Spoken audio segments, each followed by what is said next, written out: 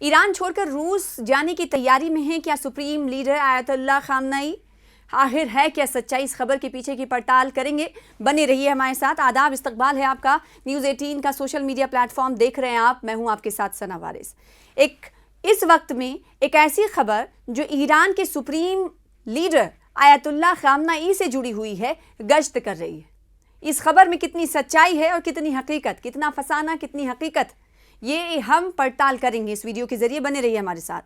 تو ایران چھوڑ کر روس فرار ہونے کی تیاری میں ہے۔ ایک رپورٹ آئی ہے کہ خامنئی تیاری کر رہے ہیں، انہوں نے اپنا پلان بی تیار کر لیا ہے، اور وہ اس کے پیچھے کی وجہ کیا ہے کہ آخر وہ ایسا کر کیوں رہے ہیں؟ تو اس لیے وہ کر رہے ہیں کیونکہ ایران میں بڑھتے ہوئے مظاہروں کے درمیان انٹیلیجنس رپورٹس میں دعویٰ کیا گیا ہے کہ سپریم لیڈر آیت اللہ خامنئی کے پاس ملک چھوڑنے کے لیے پلان بھی تیار ہے۔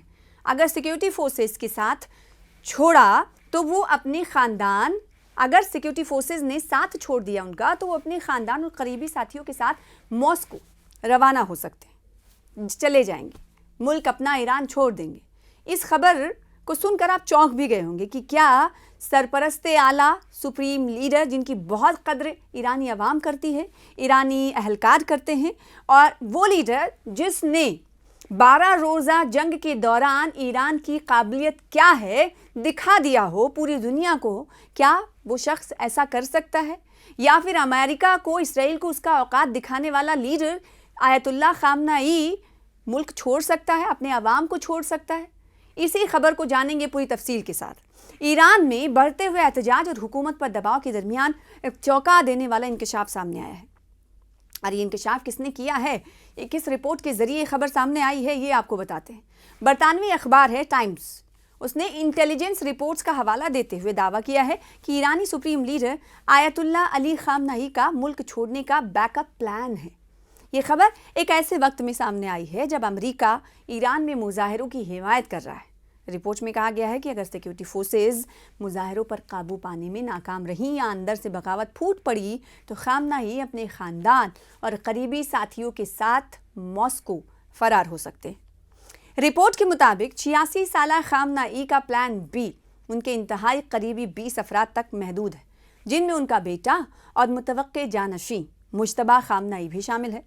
ایک انٹیلیجنس ذرائع نے ان کے حوالے سے کہا کہ روس ان کی واحد محفوظ پناہ گاہ ہے، کیونکہ روسی صدر ولادیمیر پوتن سے ان کی گرفت، ان کی قربت جگ ظاہر ہے، ان کی دوستی جگ ظاہر ہے۔ سوال یہ اٹھتا ہے کہ کیا ایران میں خامنئی اب کمزور ہو رہے ہیں؟ جو رپورٹس ظاہر کر رہے ہیں، جو رپورٹس نے پردہ فاش کیا ہے، انکشاف کیا ہے، یہ بھی سمجھ لیتے ہیں۔ انٹیلیجنس کے جائزوں کا دعویٰ ہے کہ خامنئی گزشتہ سال اسرائیل کے ساتھ 12 روزہ جنگ کے بعد جسمانی اور ذہنی طور پر کمزور دکھائی دے رہے ہیں۔ عوامی زندگی سے ان کی حالیہ غیر موجودگی، جنگ کے دوران ان کا بنکر میں رہنا، اس کی گہری چوکسی اور تشویش کی طرف اشارہ کرتی ہے۔ رپورٹ میں اسے نظریاتی طور پر سخت لیکن حکمت عملی سے عملی طور پر بیان کیا گیا ہے، جو طویل مدت میں اقتدار کو برقرار رکھنے کے لیے اسٹریٹجک سمجھوتا کرنے کے لیے تیار ہے۔ اب سوال یہ اٹھتا ہے کہ ملک میں جو افراتفری بنی ہوئی ہے، وہ افراتفری کی وجہ سے خامنئی کی جانب سے یہ پلان بھی تیار کیا جا رہا ہے، اور اس وقت تازہ حالات صورتحال ہے کیا، یہ تفصیل سے جانتے ہیں۔ خامنئی طویل عرصے سے خود کو ایک عالمی شیعہ رہنما کے طور پر دیکھتے ہیں، اور انہوں نے محور مزاحمت لبنان، غزہ، عراق، شام اور یمن میں سرمایہ کاری کرتے رہے ہیں۔ تاہم ان محاذوں پر حالیہ دھچ کے ایران کے اندر غیر ملکی محاذوں پر خرچ کرنے کی ضرورت کے بارے میں سوالات اٹھا رہے ہیں۔ جب ملک کو ریکارڈ مہنگائی اور گرتے ہوئے معیار زندگی کا سامنا ہے، سڑکوں پر گونجنے والا نعرہ نہ غزہ نہ لبنان، زندگی صرف ایران کے لیے ہے، اس بے چینی کی عکاسی کرتا ہے۔ تو کیا یہ مانا جائے کہ خامنئی کے پاس جتنی دولت ہے، اس کی بنا پر وہ دوسرے ملک میں پناہ لے سکتے ہیں؟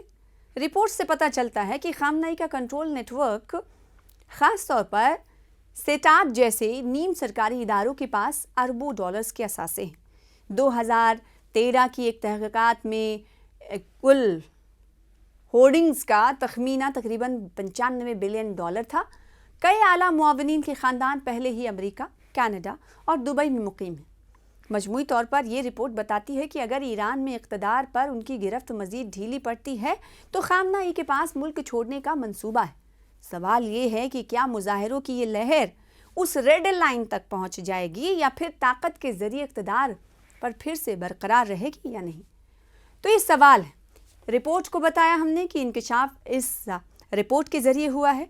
आखिर में सवाल ये, जवाब ये कि वो लीडर जिसे ईरान की अवाम सरपरस्त आला समझती हो, वो रहनुमा जिसके एक हुक्म पर, एक यकीन दहानी पर अवाम सर झुकाते हों, सर तस्लीम खम करते हों, वो लीडर क्या अपनी अवाम को छोड़कर दूसरे मुल्क में पनाह ले सकता हो?